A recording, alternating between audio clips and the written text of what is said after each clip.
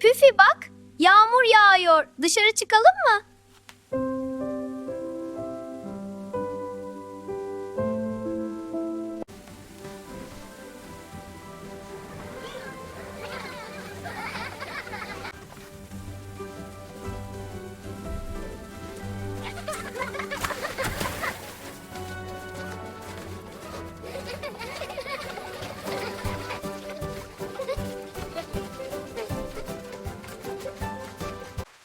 Hadi şarkı söyleyelim. Yağmur yağıyor, sulu sulu domates zıplayız.